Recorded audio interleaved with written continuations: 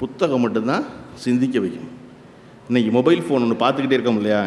Mobile phone பார்க்காதீங்க நான் சொல்லவே மாட்டேன். மொபைல் ஃபோன் பார்க்குறது கட்டாயம். காரணம், நாளைக்கு இந்த திருவள்ளூர் 4வது புத்தக திருவிழாவில் பேசி எங்கள் பேச்சை தமிழ்நாடு இதில் கேட்க போகுதுன்னா மொபைலில் தான் கேட்க போகுது. அவர்களை நம்பி தான் எல்லா கருத்துக்களும் பேசப்படுது. இன்றைக்கி ஒரு டிக்கெட் புக் பண்ணோம்னா மொபைல் வேணும், டிக்கெட் அவைலபிலிட்டி இருக்கான்னு தெரிஞ்சுக்கிறதுக்கு மொபைல் வேணும், எல்லாத்துக்கும் மொபைல் வேணும். ஆனால் மொபைலில் படிக்கிறது, மொபைலில் பார்க்குறது என்பது என்ன செய்யும் அப்படின்னா உங்களை சிந்திக்க வைக்காது. மொபைல் சிந்திக்க வைக்குமா? மொபைல் பல நேரங்களில் நீங்கள் எடுப்பீங்க, எடுத்த உடனே ஒரு பேச்சு இருக்கும், அதில் ஒரு செய்தி இருக்கும், அதை படித்தோடனே அடடா அப்படியா, தனுஷோட இட்லி கடை தள்ளி போயிடுச்சா, ரிலீஸ் இல்லையா அப்படின்னு உள்ளே போய் அதை படித்தீங்கன்னா ஃபோன் என்ன புரிஞ்சுக்கும்னா தனுஷோட இட்லி கடை தான் இவனுக்கு பிடிச்சிருக்கு போல இருக்குது அப்படின்னு நினச்சிக்கிட்டு தனுஷ் அடுத்து நடிக்கிற ஹிந்தி படத்தில் நடிக்கிற கதாநாயகியை பற்றி அடுத்த செய்தி கொடுக்கும். நீங்கள் அந்த கதாநாயகி படம் அழகாக இருக்குன்னொன்னே அதை படிச்சுக்கிட்டு இருக்கும் பொழுது எனக்கு ஹிந்தி கதாநாயகினா ரொம்ப பிடிக்கும் போல இருக்குது அப்படின்னு இந்தியாவின் டாப் 10 கதாநாயகிகளில் 3வது ஒரு செய்தியை கொடுக்கும். அது நீங்கள் 3வது செய்தியை படிக்கும் போது தான் யோசிப்பீங்க எதுக்கு நம்ம இந்த ஃபோனை எடுத்தோம் அப்படின்னு, ஞாபகமே இருக்காது. ஆனால் ஒரு புத்தகம் என்ன செய்யும் அப்படின்னா, புத்தகம் படித்தீங்கன்னா புத்தகமும் உங்களை சிந்திக்க வைக்கும். உதாரணத்துக்கு உங்கள் எல்லாருக்கும் தெரிஞ்ச ஒரு கதை இருக்குது, தமிழ்நாடு முழுக்க தெரிஞ்ச ஒரு கதை இருக்குது, அவ்வளோ பேருக்கு எல்லா வயசுக்கும் தெரிஞ்ச ஒரு கதை இருக்குது. என்ன கதை?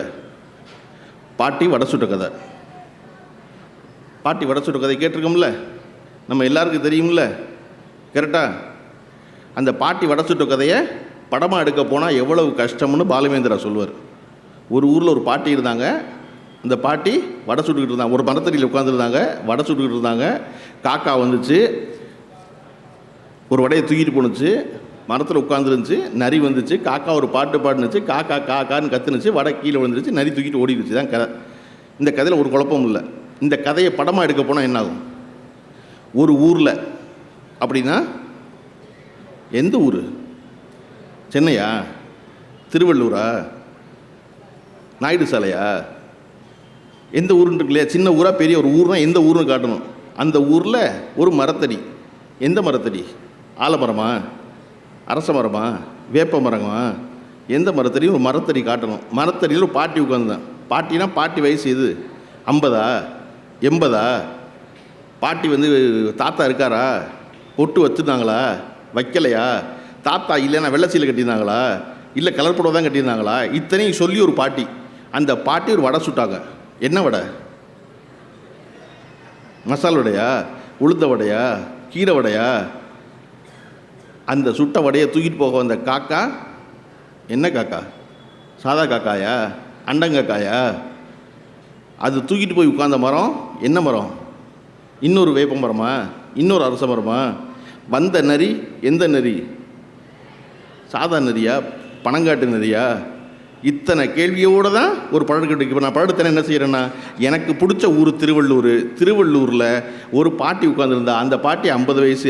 அந்த பாட்டினா எனக்கு பிடிச்ச பாட்டி, நல்லா கலர் புடவை கட்டி நெத்தி நிறைய பெரிய குங்குமம் வச்சு உட்காந்துருந்தா. எனக்கு பிடிச்ச வடை மசால் வடை சுட்டுக்கிட்டு தானே எனக்கு பிடிச்சதா படத்தில் காட்டுறேன்.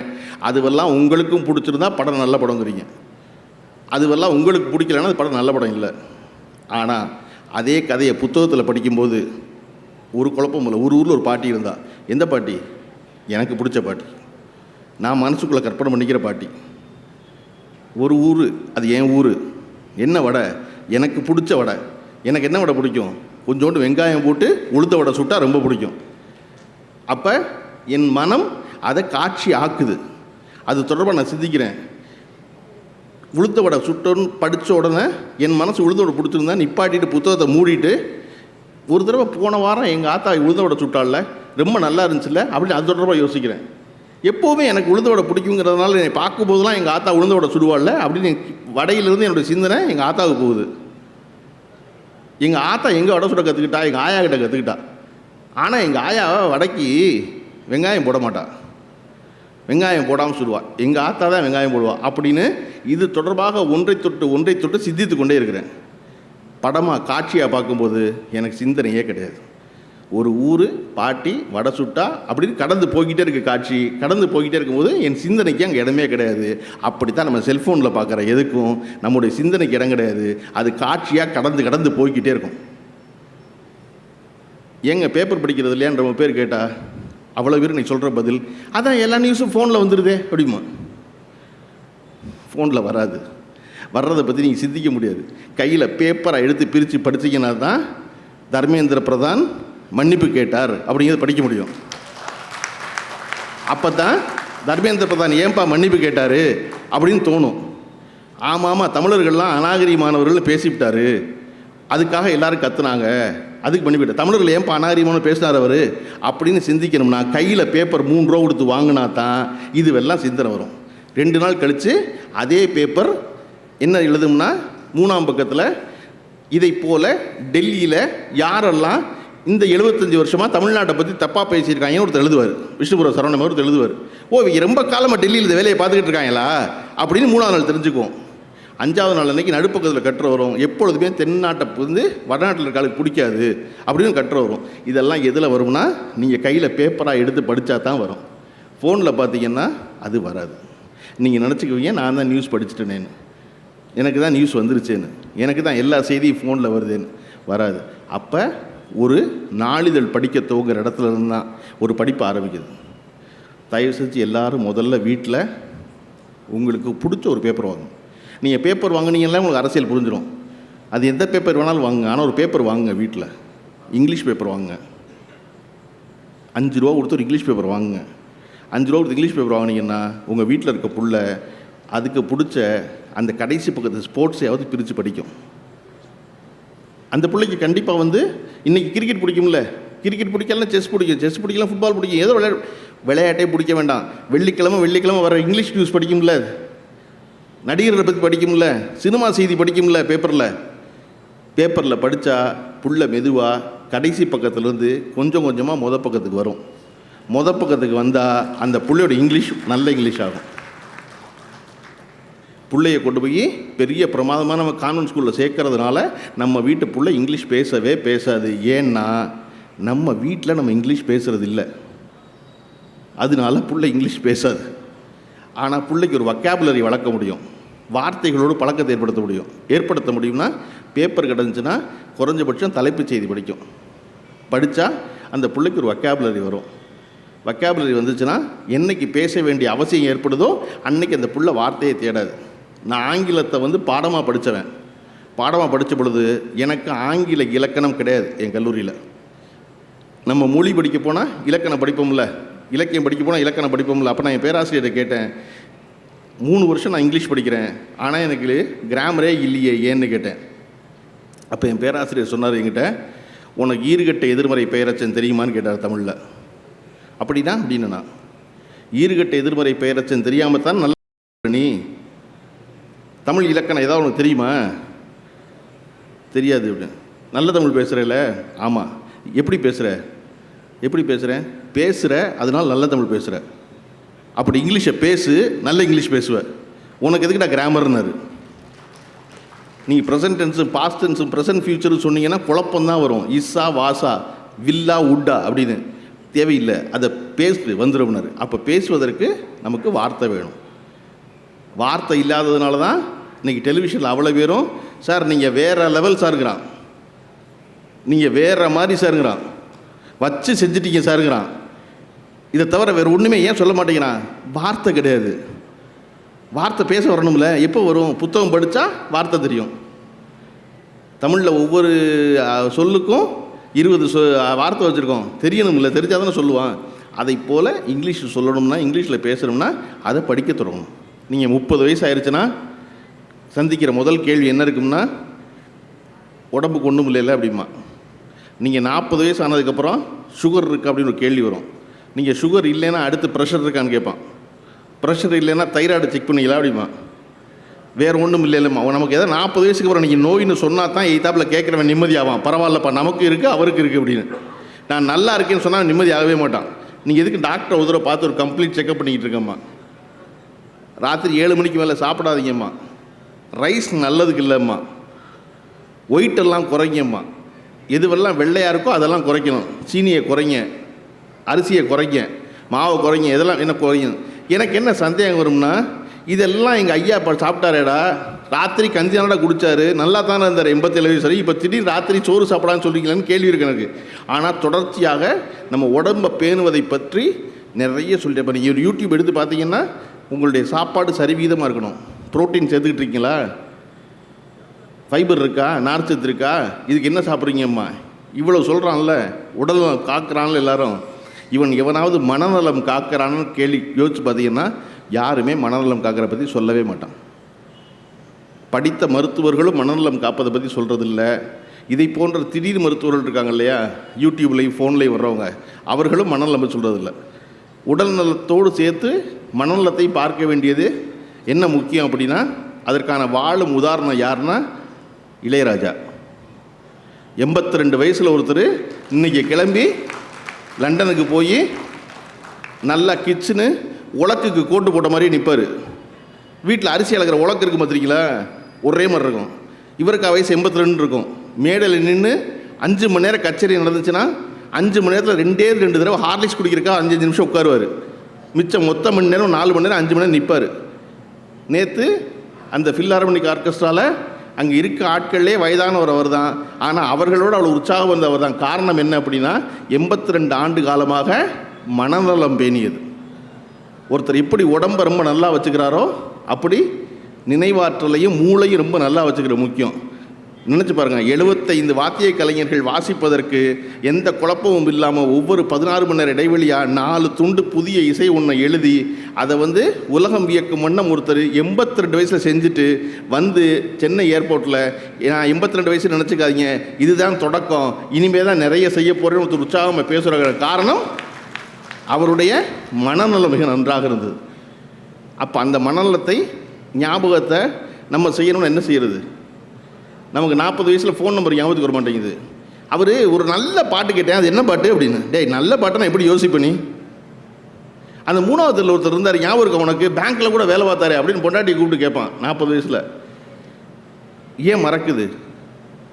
நல்ல பாட்டு மறக்குது, பேங்க்கில் வேலை பார்த்தவர் மறக்குது, நல்லா தெரிஞ்ச ஒரு ஆள் மறக்குது, பேர் மறக்குது, படித்த புத்தகம் மறக்குது, போக வேண்டிய பஸ் நம்பர் மறக்குது, எல்லாமே மறக்குது. ஏன் அப்படின்னா அந்த மூளையை தொடர்ச்சியாக அதற்கு பயிற்சிப்படுத்தாமல் இருக்குது. அப்போ எப்படி பயிற்சிப்படுத்துறது அப்படின்னா அதற்கான ஒரே ஒரு வழி புத்தகம் வாசிப்பது என்பது தான். வாங்கின புத்தகத்தை படித்தாதான் அடுத்த புத்தகம் வாங்குறது அப்படின்னு எல்லார் வீட்லேயும் சொல்கிறாங்கல்ல, வாங்கின புத்தகத்தை படித்தியா அப்படின்னு. ஏன்னா 7வது புத்தகத்தை படித்தாதான் 8வது புத்தகம் வாங்கணும்னு பழகிருக்கோம். நம்ம 8வது புத்தகத்தை படித்து பாஸ் பண்ணாதான் 9வது புத்தகம் வாங்கணும்னு பழகிருக்கோம். அப்போ புதுசாக ஒரு புத்தகம் வாங்கி அதை 50 பக்கம் படிக்கிறதுக்குள்ளே அடுத்த புத்தகம் வாங்கினா வீட்டில் பொண்டாட்டி திட்டுவா, இன்னும் படிக்கவே பல புத்தகம் கிடக்கு, நீங்கள் புதுசாக புத்தகம் வாங்குறீங்க அப்படின்னு. ஆனால் நம்ம வீடுகளில் யோசித்து பார்த்திங்கன்னா நாம் வாங்கிய எல்லா பொருளும் முழுமையாக பயன்படுத்தி இருக்கிறோமா அப்படி பார்த்திங்கன்னா எந்த பொருளுமே நம்ம முழுமையாக பயன்படுத்துறது. உங்களுடைய எல்லாருடைய சட்டப்பையிலையும் கையிலேயே ஒரு ஃபோன் இருக்கு இல்லையா, அந்த ஃபோனுடைய சராசரியாக ஒரு 15,000 ரூபாய்க்கு இருக்கும் குறைஞ்சபட்சம். அதுக்கு குறைஞ்சி இன்றைக்கி யாரும் 10,000 வச்சுருப்பாங்க. ரொம்ப குறைச்ச ஆளுக தான் சாதாரண பட்டன் ஃபோன் வச்சுக்கிறது. மற்றபடி குறைஞ்சபட்சம் வாட்ஸ்அப் வேணும், பாட்டு கேட்கணுங்கிறதுக்காக ஒரு 15,000 ஃபோன் இருக்கும். அந்த 15,000 ஃபோன் எவ்வளோ வேலை செய்யுமோ அதையெல்லாம் பயன்படுத்திட்டோமான்னு ஒரு யோசிச்சு பார்த்துக்கணும். அந்த ஃபோனை 20 விழுக்காடு கூட 20% கூட நம்ம யூஸ் பண்ணது கிடையாது. அதில் வெறும் வாட்ஸ்அப்பில் மெசேஜ் அனுப்புவோம், பச்சை பட்டன் அமைக்கி பேசுவோம், சிவப்பு பட்டன் அமைக்கி கட் பண்ணுவோம், அப்புறம் எப்போயாவது ஃபோட்டோ எடுத்துக்குவோம் இல்லையா. வேறு அதை தவிர அந்த ஃபோன் எவ்வளோ வேலை செய்யுமோ, அந்த ஃபோன் என்பது ஒரு சின்ன கம்ப்யூட்ரு, அந்த ஃபோனை வச்சுக்கிட்டு அவ்வளோ வேலை செய்யலாம். ஆனால் அதுவெல்லாம் நம்ம செய்கிறோமா, நமக்கு அதை பற்றி கவலை இல்லை. ஆனால் புத்தகம் மட்டும் முழுக்க படிச்சிடணும். எல்லோரும் வீட்டில் ஒரு அயன் பாக்ஸ் வாங்கி வச்சுருப்போம். ஆனால் யார் அயன் பண்ணுவா? அந்த வீதியில் கடைசியில் ஒரு அண்ணன் தான் அயன் பண்ணி கொடுப்பாரு. அந்த அயன் பாக்ஸை அயன் பண்ணவே மாட்டோம். ஒரு 10 வருஷம், ஒரு 50 வயசு கடந்தால் உங்கள் வீட்டில் இருந்தால் உங்கள் வீட்டில் இருக்க இன்னொரு முக்கியமான பொருள் என்ன அப்படின்னா தையல் மிஷின். அவ்வளோ பேர் வீட்டில் வாங்கிட்டு இருந்தாக்கெல்லாம் எவ்வளோ சிரிக்கிறாங்க பாருங்க. அந்த தையல் மிஷின் அப்படியே இருக்கும் உரம் போட்டு. ஒரு நாள் அந்த தையல் மிஷினை பிரித்து தச்சிருக்கவே மாட்டோம். இப்படி நீங்கள் ஒன்றா உங்கள் வீட்டில் பார்த்துட்டு வந்தீங்கன்னா பயனற்ற பொருள் நிறைஞ்சு சூழத்தான் நம்ம வாழ்கிறோம். அதுக்கு நடுவில் பயனுள்ள ஆனால் நம்ம பயன்படுத்தாத புத்தகம் இருக்கட்டுமே என்பதை நான் ஒவ்வொரு இடத்துலையும் போய் சொல்கிறது.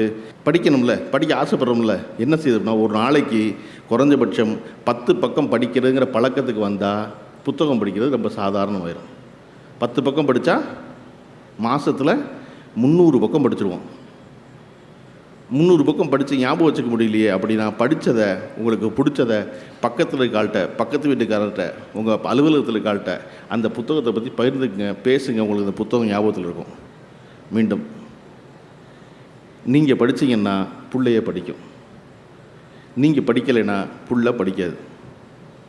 இன்றைக்கி வாசிக்கிற வீட்டில் பிள்ளைய பூரா எவரெல்லாம் வாசித்தாங்களோ அவரெல்லாம் கேட்டிங்கன்னா, அவர்கள் வீட்டில் இருக்கிற பெற்றோர்களில் அப்பாவோ அம்மாவோ அண்ணனோ அக்காவோ யாரோ ஒருத்தர் படிக்கிற ஆளாக இருந்திருப்பாங்க. படிக்கிற ஆளை வேடிக்கை பார்க்குற புள்ள படிக்கும். அதை விட ரொம்ப முக்கியம், அந்த புள்ள வேணும்னு நினைக்கிறப்ப வீட்டில் புத்தகம் இருக்கிறது ரொம்ப முக்கியம். இருக்கணும்ல, கைவசத்தில் இருந்தால் தானே அந்த புள்ள எடுக்கும், அப்போ தானே படிக்கும். அனூப் ஜெய்ஸ்வாலுடைய ஒரு முன்னாள் டிஜிபி, அவருடைய புத்தகம் 2 புத்தகம், குற்றமும் கருணையும் ஒரு புத்தகம், குற்றமும் அநீதியும் ஒரு புத்தகம். அந்த புத்தகத்தை பற்றி கடந்த மாதம் ஒரு கூட்டத்தில் நான் பேசி முடித்த பிறகு எனக்கும் அனூப் ஜெய்ஸ்வாலுக்கும் அந்த நிகழ்ச்சியை நடத்திய திருச்சி அமைப்புக்கும் அத்தனை தொலைபேசி அழைப்புகள் இருந்துச்சு. இப்படி ஒரு புத்தகம் இருக்கா, இப்படி ஒரு புத்தகம் இருக்கா அப்படின்னு. அப்போ நம்ம எதுக்கு காத்திருக்கோம்னா, யாரோ ஒருத்தர் சொன்னால் அந்த புத்தகத்தை போய் வாங்குறது வச்சுருக்கோம். அப்படி இல்லாமல் எப்படி புத்தகம் வாங்குறது அப்படின்னா, அதற்காக நடத்தப்படுவது தான் இதை போன்ற தொடர்ச்சியான புத்தக திருவிழாக்கள். ஒரு இடத்துக்குள்ளே போனோம்னா இவ்வளவு புத்தகம் இருக்குன்னு தெரியும், இவ்வளவு எழுதியிருக்காங்கன்னு தெரியும் இல்லையா? ஒரு இடத்துல இருக்க தெரிஞ்சால் தானே போய் வாங்குவாங்க. அதை தெரிய வைப்பதற்கான முயற்சியாகத்தான் தமிழ்நாடு அரசு தொடர்ச்சியாக இந்த வேலை செய்து கொண்டே இருக்கிறது. அப்போ இது எப்படி இந்த புத்தகத்தை வாங்கி படிக்கிறதா, படித்து முடித்தா வாங்குறதானா? இல்லை. நான் தொடர்ச்சியாக சொல்லிக்கொண்டே இருப்பது, படிக்கவே படிக்காதீங்க யாருமே, ஆனால் வாங்குங்க புத்தகத்தை. மாதம் 200 ரூபாய்க்கோ 300 ரூபாய்க்கோ உங்களால் எவ்வளோக்கு முடியுமோ, 1000 ரூபாய்க்கோ 1500 ரூபாய்க்கோ புத்தகத்தை வாங்குங்க. வாங்கி சும்மா வீட்டில் வைங்க. அது நீங்கள் படிக்காட்டினாலும் பரவாயில்ல, யாராவது ஒருத்தர் படிப்பாங்க. எல்லோரும் வீடு வாங்குறீங்கல்ல, ஒரு வீட்டில் நம்ம இருக்கோம்ல, இருக்கும்போது ஊருக்கு வெளியே ஒரு துண்டு நிலம் வாங்குறோம்ல, அந்த இடம் கிடக்கட்டுங்க, அந்த இடத்துல போய் படுத்து கிடக்கும் தினசரி, அது இருக்கட்டும் அப்படின்னு நினைக்கிறோம்ல. அது யாருக்கு பயன்படும்? பின்னாடி சொத்தா பிள்ளைக்கு பயன்படும் நினைக்கிறோம். அப்போ அந்த வீட்டுக்கு ஊருக்கு வெளியே கிடக்கிற அந்த துண்டு நிலம் பயன்படும்னா, வீட்டுக்குள்ள புத்தகம் பயன்படும்ல, பிள்ளை எடுக்கும்ல அந்த புத்தகத்தை. நான் என் தந்தை வாங்கி வச்சுருந்த புத்தகத்தை ஆச்சரியமாக திருக்குறளை வாங்கி பார்த்து எடுத்து பிரட்டி பார்க்கும்போது போட்டிருந்த தேதி 1962 வாங்கின புத்தகத்தை 68 வாங்கின புத்தகம் எனக்கு சேர்ந்துச்சு. 68ங்கிற கிட்டத்தட்ட 55 வருஷம் கழிச்சு என்கிட்ட வருது. அந்த புத்தகம் வீட்டில் இருந்திருக்கு. 55 வருஷம் கழிச்சு பழனியப்பன் எடுத்து பார்க்கணுங்கிறக்காகவே அது அலமாரியில் உட்காந்துக்கிட்டே இருந்திருக்கும் போது, ஒரு புத்தகம் அதற்குரியவனை எத்தனை ஆண்டு காலம் கழித்தும் போய் சேரும். அதனால் முதல்ல புத்தகம் வாங்கி வைங்க வீட்டில். இல்லைங்க, நாங்கள் ரொம்ப பயன்படுத்துகிற மட்டும் தான் வாங்குவோம் அப்படின்னு சொல்கிற கோவக்காரர் இருந்தீங்கன்னா, இன்றைக்கி ராத்திரி நீங்கள் உங்கள் வீட்டுக்கு போய் உங்கள் வீட்டுக்குள்ள இருக்க பொருளெல்லாம் பயன்படுத்திக்கலாம். யோசிச்சு பாருங்கள், பயன்படுத்தாத பொருள் எவ்வளோ இருக்குன்னா உங்கள் வீட்டில் சரி பாதி இருக்கும். அதில் முக்கியமானது அயன் பாக்ஸ். வாசிப்பதன் மூலமாக மட்டும்தான் உங்களுடைய மனம் நலன் பெறும். வாசிப்பதன் மூலமாக மட்டும்தான் நீங்கள் அடுத்த இடத்துக்கு சிந்திக்க பழகுவீங்க. வாசிப்பதன் மூலமாக மட்டும்தான் நீங்கள் புதிய வார்த்தைகளை பழகுவீங்க. வாசிப்பதன் மூலமாக மட்டும்தான் நீங்கள் தடையின்றி உங்களுடைய கருத்தை உங்களுக்கு அருகில் இருக்க ஒருவனுக்கு விளங்கும் வண்ணம் எடுத்து சொல்ல முடியும். அதனால தான் தொடர்ச்சியாக எல்லோரும் எதையாவது வாசிகள். எல்லாரும் அடுத்து கேட்குற கேள்வி, எதை வாசிப்பது என்று. எனக்கு ஏதாவது ஒன்று சொல்லுங்கள் அப்படின்னு. தயவு செஞ்சு யார்கிட்டையும் போய் புத்தகத்தில் ரெக்கமெண்டேஷன் கேட்காது. இதை போல் நடக்கிற ஒரு பெரிய புத்தக திருவிழாக்களில் பிள்ளைகளை கூட்டிகிட்டு வாங்க, நீங்கள் போங்க, பாருங்கள். ஒவ்வொரு புத்தகத்துக்கும் முன்னையும் பின்னையும் ஏதோ ஒன்று இருக்கும், 4 வரி. அதை படிங்க. அது படித்ததில் 4 வரி உங்களை ஈர்த்தா அந்த புத்தகத்தை வாங்க. ஏன்னா எனக்கு பிடிச்ச புத்தகம் உங்களுக்கு பிடிச்ச புத்தகமாக இருக்க வேண்டிய அவசியமே இல்லை. நான் நல்ல புத்தகம் சொல்கிற புத்தகம் நல்ல புத்தகமாக இருக்க வேண்டிய கட்டாயமே இல்லை. நான் இலக்கியம் என்று சொல்வது இலக்கியமாக இருக்க வேண்டிய அவசியமே இல்லை. அது நீங்கள் சம்மந்தப்பட்டது. என் வகுப்பறையில், இலக்கிய வகுப்பறையில் சொல்லப்பட்ட முதல் நாள் சொல்லப்பட்டது என்ன அப்படின்னா, நீங்கள் எல்லோரும் கொடுத்து வைத்தவர்கள் இலக்கியம் படிக்க வந்திருக்கீங்க. ஏன்னா இங்கே எந்த வரையறையும் கிடையாது. நீ கணக்கு படிக்க போனால், கெமிஸ்ட்ரி படிக்க போனால், ஃபிசிக்ஸ் படிக்க போனால் ரூல் இருக்குது. இது இப்படித்தான் ஒரு ரூல் இருக்குது. லிட்ரேச்சரில், இலக்கியத்தில் ரூல் கிடையாது. நாங்கள் சிறந்த புத்தகம் நினச்ச 40 வச்சுருக்கோம் பாடமாக. அது உனக்கு சிறந்ததாக இருக்குன்னு அவசியம் இல்லை. நீ படிச்சுட்டு இதெல்லாம் ஒரு புத்தகம், இதை பாடமாக வச்சிருக்கலாம் அப்படின்னு கூட நீ பரீட்சையில் எழுதலாம். அந்த வாய்ப்பு இலக்கியம் படிக்கிறவனுக்கு மட்டும்தான் இருக்குது. நீங்கள் அதை எழுதணும்னு விரும்புகிறேன்னு சொல்லி தான் முதல் வகுப்பறையே ஆரம்பிச்சு. ஷேக்ஸ்பியர் இன்றைக்கி உலகம் பூரா கொண்டாடப்படுகிறாரே ஏன்? சிறந்த இலக்கியம் நம்ம எதையெல்லாம் சொல்கிறோம்? எதுன்னா ஏற்கனவே நமக்கு தெரிந்த ஒன்றை அவர் கதையாக எழுதினால் அது சிறந்ததுங்கிறோம். வாழ்க்கையே ஒரு நாடக மேடை, அதில் ஆணும் பெண்ணும் நாடக மாந்தர்கள் அப்படின்னா ஷேக்ஸ்பியருடைய பாப்புலரான வரியில் ஒரு வரி, world is a stage, men and women are பிளேயர்ஸ்னு. இது உலகமே ஒரு நாடக மேடை தானே, அவரவர் ரோலை பண்ணுறோம் அப்படின்னு. இதை படித்த உடனே நமக்கு ஏன் பிடிக்குது அப்படின்னா நமக்கு தெரியுது, ஆமாம்ல நான் என் முதல்கிட்ட நடிக்கிறேன், என் பொண்டாட்டி எங்கிட்ட நடிக்கிறா, ஒரு சேலை பட்டுப்புடவை வாங்கணும்னா எவ்வளவு பணிவாக நடந்துக்கிறா, என்கிட்ட எப்படி நடிக்கிறா எனக்கு தெரியுது, பரவாயில்ல பொண்டாட்டி தானே அப்படின்னு நினச்சிக்கிட்டு தெரியாதது போல் அவளுக்கு வாங்கி கொடுக்குறேன். நான் ஒரு நாள் லீவ் வேணும்னா போய் என் முதலாளிட்ட எவ்வளோ நடிக்கிறேன், சாருங்கிறேன். முதலாளிக்கு தெரியும், சரி லீவ் வேணும் போலக்கு, அதான் ரொம்ப கெஞ்சிரான்னு, அவர் ரொம்ப பணிவாக இருக்கான்னு. அப்போ அவர் லீவ் கொடுக்குறாரு. அப்போது நம்ம எல்லோரும் நடிக்கிறவன்னு எல்லாருக்கும் தெரியுது.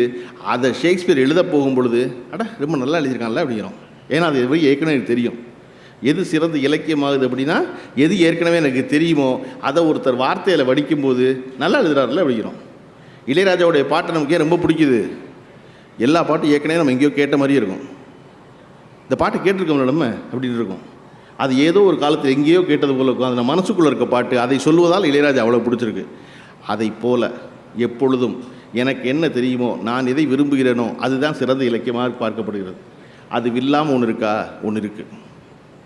எது அப்படின்னா இப்படியெல்லாம் இருக்கா, எனக்கு தெரியாத உலகம் ஒன்று இருக்குல்ல, அதையும் இலக்கியமே தான் காட்டுகிறது.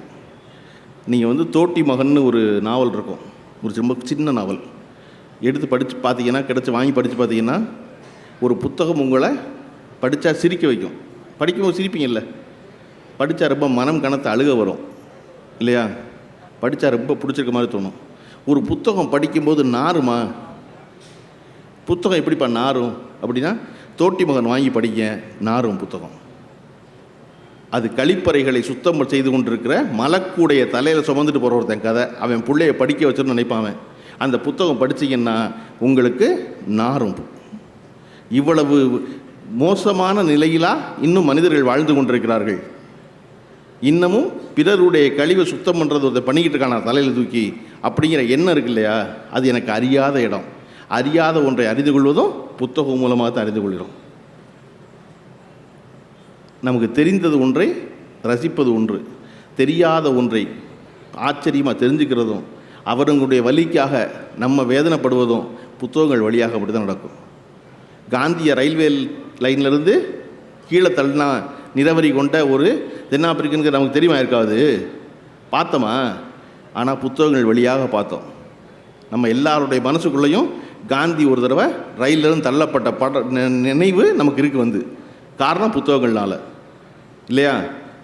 பெரியார் அணையிலிருந்து மதுரையை வளப்படுத்திய பென்னி குயிக்னு ஒரு வெள்ளைக்காரன் கட்டின டேம் நமக்கு தெரியாது, வெள்ளைக்காரன் நமக்கு தெரியாது, பென்னி குயிக் தெரியாது. ஆனால் இன்றைக்கி பென்னி குயிக் வாழ்க்கை மொத்தமும் தெரிவதற்கான காரணம் அது ஒரு புத்தகமாக இருப்பது தான். பெர்லின் சுவர் கட்டப்பட்டது தெரியாது, இடிக்கப்பட்டதும் தெரியாது. ஆனால் அங்கே கட்டப்பட்டது, அதன் பின்னால் இடிக்கப்பட்டது அப்படின்னு ஜெர்மனியை பற்றி தெரிந்ததற்கு காரணம் புத்தகங்கள் தான். இத்தனையும் நாம் புத்தகங்கள் வழியாகத்தான் தெரிந்து கொள்கிறோம். தொடர்ச்சியாக இதை போல எல்லாவற்றையும் அறிந்து நம்மை உயிர்ப்போடு வைத்திருப்பது. என்னுடைய வாழ்க்கை என்பது என்ன, ஒரு 70 ஆண்டு காலம் அதிகபட்சம். ரொம்ப ஒழுக்கமாக இருந்து, ஒழுங்கான சாப்பாட்டோடு இருந்து, நல்ல பொண்டாட்டி, துன்பப்படுத்தாத பொண்டாட்டி வாச்சா ஒரு 10 வருஷம் கூடும், 80 வருஷமாக. இது பொண்டாட்டிக்கும் பொருந்தும். துன்பப்படுத்தாத புருஷன் இருந்தான்னா அவளுக்கு 10 வருஷம் கூடும், அவ்வளோதானே ஒழிய மற்றபடி சராசரி 70 வருஷம்தான். அந்த 70 வருஷத்துக்குள்ளே நம்ம எல்லா வாழ்வையும் வாழ முடியாது, எல்லாவற்றையும் அறிந்து கொள்ள முடியாது இல்லையா. முதல் 20 வருஷம் பள்ளிக்கூடத்துலேயும் கல்லூரிலையும் போயிடுது, அடுத்த 20 வருஷம் மட்டும்தான் நம்முடைய வாழ்வு. அதில் ரொம்ப முக்கியம், வாழ்க்கையில் செட்டில் ஆகுன்னு சொல்லியே கொண்டுருவாங்க. 20 to 40 என்ன பண்ணாலும் செட்டில் ஆகிட்டியாம்மா, வீடு வாங்கிட்டியாம்மா, கார் வாங்கிட்டியாம்மா, பணம் சேர்த்துருக்கியாம்மா, நகை வச்சிருக்கியாம்மா. 40 வயசுக்கு அப்புறம் புள்ள வளர்ந்துடும், புள்ளையெல்லாம் வளர்ந்துருச்சு, அதுக்கு ஏதாவது சேர்த்துருக்கியான்னு சொல்லி 40 to 60 கொள்வான். 60க்கு அப்புறம் எங்கேயாவது போகணும்னு நினைப்பீங்க, போக முடியாது, முழங்கால் வலி வந்துடும், எந்த இடத்துக்கு ஊர் சுற்ற முடியாது, திருப்பி வீட்டுக்குள்ளே இருங்க பேசாமன்றுவான். அப்போ கடைசி வருஷம் வீட்டுக்குள்ளே ஏதாவது போயிடும். அப்போ வேறு ஒன்றும் புதியது ஒன்றும் வாழப்போகிறது இல்லாமல் புதியதை அறிந்து கொள்வதற்கு புத்தகங்கள் வாயிலாக அறிந்து கொள்கிறோம். அந்த புத்தகம் இருக்கும்போது நான் அங்கே போயிடுறேன், அந்த இடத்துல இருக்கேன். அவருடைய வலியும் இன்பமும் வேதனையும் மகிழ்ச்சியும் எல்லாவற்றையும் நானாக உணர்கிறேன்.